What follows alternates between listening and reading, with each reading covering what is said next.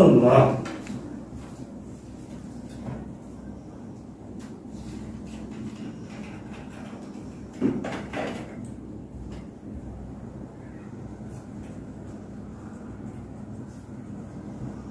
পান্ডা খাইস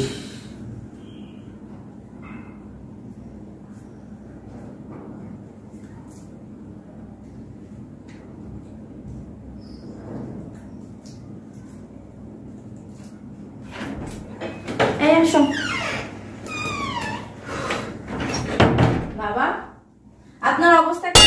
হ্যাঁ, আপনাকে কতবার নিষেধ করা হয়েছে যে আমার ঘরে বসে আপনি পান খাবেন না? হ্যাঁ, সমস্যা নেই।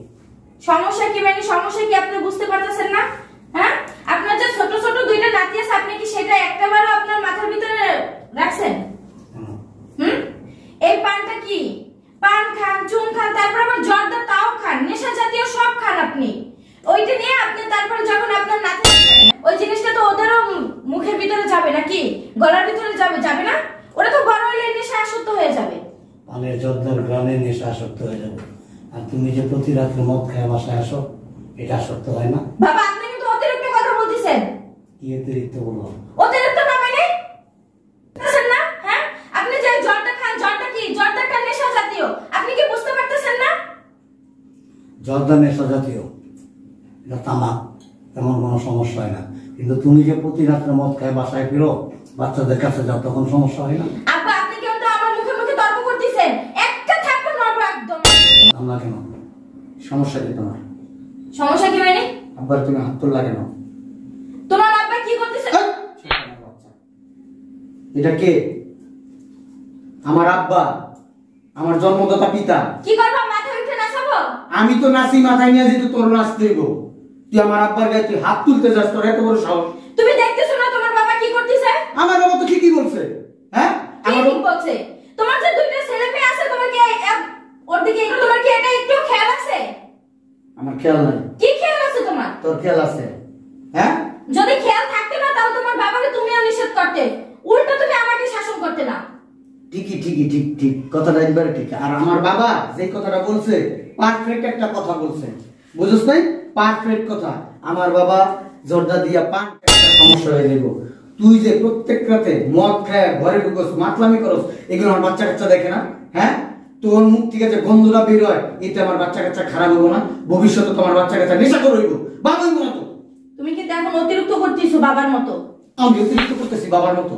হ্যাঁ, তুমি আমার গায়ে হাত তুলতেছো কেন? তোর গায়ে হাত আমি যদি পারতাম তোর উপর তো বুলডোজার চালাই দিতাম। আমি আমার শরীর রক্ত টকবক টকবক করতেছে, আমার সামনে দাঁড়ায় তুই আমার বাবার গায়ে হাত তুলবি, এই কথাটা তুই কিভাবে বললি? হ্যাঁ, ও এখন বাবার সাপোর্ট নিয়ে কথা বলতেছো তাই না? এখন আর আমার একটুও ভালোবাসো না। হ্যাঁ, আর আগে তো তোমার বাবার চেয়ে আমাকে বেশি ভালোবাসতে, কই গেল সেই ভালোবাসা? আমার বাবা মার থেকে কোনোদিনও তোর আমি বেশি ভালোবাসতাম না। তুই আমার বউ, তোরে যতটুকু ভালোবাসা দরকার আমি অতটুকুই ভালোবাসতাম। আর এখন আমার কি মনে হইতেছে জানোস? হ্যাঁ, তোরে বিয়ে কইরা মানে আমার জীবনটা তেজপাতা হয়ে গেছে গা। আর তোরে বউ বলে পরিচয় দিতে আমার একবারে ঘৃণা লাগতেছে। তুই আমার বউ, হ্যাঁ, তুই কিভাবে পারলি আমার বাবার গায়ে হাত নিয়ে যেতে আমার বাবার গালের সামনে? হ্যাঁ, এখন আমাকে পরিচয় দিতে তোমার ঘৃণা লাগতেছে, আমাকে নিয়ে চলতে তোমার সমস্যা হইতেছে। আগে তো এটা ছিল না, ছিল? শোন, আমি মান সম্মান রে খুব ভয় পাই। তুই প্রত্যেক রাতে তুই পার্টিতে যাস, নেশা করস, নেশা করে ঘরের ভিতরে আসস, তুই মদ খাস ঘরের ভিতরে, আমি তারপরে কিছু বলি না, কি জন্য জানোস? হ্যাঁ, আশেপাশে মানুষ আছে, আমি যদি চিল্লাচিল্লি করি মান ইজ্জত আমার যাইব।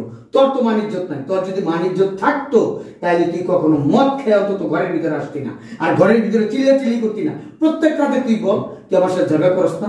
আমি তোর সাথে তর্ক করি, একটা রাতে তর্ক করি না। আমি কারণ জানি তোর মাথা ঠিক নাই, কারণ তুই ওই সাইড পাশ গিলে আসস, তোর মাথা তার সব ছিঁড়া থাকে। বেয়াদব কোথাকার। তোমার মতো তো গেও ভূত একটা। আমরা গিয়ে ভূত? হ্যাঁ, এই তখন দেখে বিয়ে করছ না গিয়ে ভূত? হ্যাঁ, তখন কে জানছে যে তুমি এত আনস্মার্ট? ও আমি আনস্মার্ট, তুই স্মার্ট। হ্যাঁ, হ্যাঁ, তোর যে কত বান্ধবীরা আছে, বন্ধুরা আছে, ল্যাংটা চলাফেরা করে, ওদের সাথে চলতে কি তোর মান ইজ্জত একটু বাধা দে না? তোর মান সম্মান কি নাই? হ্যাঁ, আজকাল যুগের স্টাইলই ওটা। ও আজকালকার যুগের স্টাইলই এটা? হ্যাঁ, আজকে কত সুন্দর, আমি অবাক হয়েছি। আমি মনে করছি বাবা ও ভালো হয়ে গেছে, হিজাব টিজাব করছে না, আমি মনে করছি এগুলো সব ছেড়ে দিছে। এখন দেখি না, হিজাব করলে কি হয়েছে, ওর ভিতরে যে হিংস্র একটা প্রাণী আছে, ওইটা সবসময় লাড়াচাড়া দেয়। এই যে এখন যে কাজটা করলি আমার বাবার সাথে, তো বোঝা গেল তুই আসলে হিংস্র একটা প্রাণী, তুই মানুষ না। তুমি আর তোমার বাবা মানুষ। শোন, তোর আমি একটা কথা বলি, তোর আমি সংসার করবো না, তোর আমি ডিভোর্স দিব, তোর ডিভোর্সের কাগজ আমি পাঠাই দেবো, তুই বেরো। কি দিবে তুমি আমাকে? তোর ব্যাগ তোর, তুই বেরো। কই যাবো আমি? জাহান নামে যাবি, তোর আমি ডিভোর্স দিব। ডিভোর্স দিবা মানে? তোর আমি ডিভোর্স দিব মানে তোর সাথে সংসার করবো না। যেই মেয়ে তার শ্বশুরের গায়ে হাত তুলতে পারে সেই মেয়ে নিয়ে সংসার হবে না, আর কিছু সংসার হবে না। আমি কি হাত তুলছি নাকি? হাত তুলস নাই? হ্যাঁ, জুতা কি মারতে হয় সব সময়? মুখটা বললেই জুতা মারা হয়ে যায়। মুখের কথা সবচেয়ে বড় কথা। বেরো। আমি যাবো না। কই যাবি? কি কি থাকবো? হ্যাঁ, আমি ধরছি না বাবা, আমি ধরছি, আমি ওর সাথে সংসার করবো। আমি ধরছি তোমার গায়ে হাত তুল। দাঁড়াও কেন, দাঁড়াও। শোনো বৌমা, একটা কথা বলি তোমাকে, তুমি যে জিনিসটা করতেছো বা যেটাকে তুমি স্মার্টনেস ভাবতেছো, এটা কিন্তু স্মার্টনেস না। তোমার পরিবারের মান সম্মান নষ্ট হইতেছে, আমাদের পরিবারের মান সম্মান নষ্ট হইতেছে।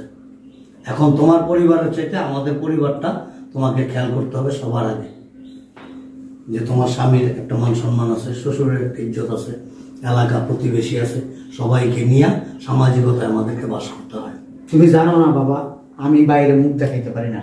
আমার বন্ধু বান্ধবের সাথে যদি আমার দেখা হয়, কিংবা প্রতিবেশী কারোর সাথে যদি দেখা হয়, আমার ওয়াইফের কথা যদি বলে বাবা, আমি বিশ্বাস করো আমি লজ্জায় আমার ইচ্ছা হয় মাটিটা ভাগ হয়ে যায় ভিতর ভিতরে, এত লজ্জা লাগে ওর কথা যখন আমার জিজ্ঞেস করে। আপনার স্বাভাবিক, এটা লাগবে। আমাকে তো অনেক সময় চায়ের দোকানে দিয়ে অনেক নামাজ পড়ে আমরা যখন এসে বসি একত্রে, সবাই যার যার পারিবারিক আলোচনা করে, তখন যে তারা যে বলা বলি করে, আমার কাছে তো আমি লজ্জা বোধ করি।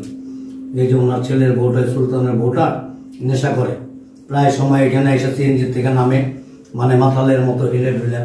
এই জিনিসটা তো খারাপ। তোমার ছেলে মেয়েরা শিখতেছে, এগুলি বড় হইতেছে আস্তে আস্তে। ওরা ম্যাচিউর হওয়ার পরে কি করবে জানো? আমার মা তো নেশা করে, আমিও নেশা করি, অনৈতিক কার্যকলাপ করবে, এতে তোমার মান সম্মান নষ্ট হবে, আমার মান সম্মান নষ্ট হবে। ঠিক আছে, ঠিক আছে মা। এই যে দেখো কত সুন্দর পর্দার সাথে চলো, দেখতেও ভালো লাগে, মাশাআল্লাহ অনেক সুন্দর লাগে। তোমার শুধু উপরের সৌন্দর্যটা কাজে আসবে না, ভিতরের সৌন্দর্যটাকে জাগায় তোলো। নামাজ পড়ো, নেশা পানি ছেড়ে দাও, সংসারের প্রতি মনোযোগী হও, সন্তানদেরকে সময় দাও, স্বামীকে সময় দাও। আর যদি পারো শ্বশুরকে নিজের বাবার মতো মনে করে একটু সেবা যত্ন করো। আর কিছু তোমার কাছে চাওয়ার নাই। ঠিক আছে বাবা, যাও ভিতরে যাও, আর গায়ে হাত তুলিস না। বাচ্চা মানুষ তো, একটা সময় ঠিক হয়ে যাবে আস্তে আস্তে। যাও। আমার ভুল হয়েছে, আমার মাফ করে দাও। যা করে যা, যা যাদের মতো মাফ করলাম। যাও ভিতরে যাও। যদি আর কোনোদিন তুই এই মদ টদ খাস, হাবি জাবি কোনো জিনিস খাস, বলে দিন তালাক দিয়ে দিন একবার। না, একবারে না খাবে না, আর খাবে না। আজ থেকে আমি আর পার্টিটা দিতে যাবো না, ভালো হয়ে যাবো। মনে থাকে যেন। যাও, যা করে যা।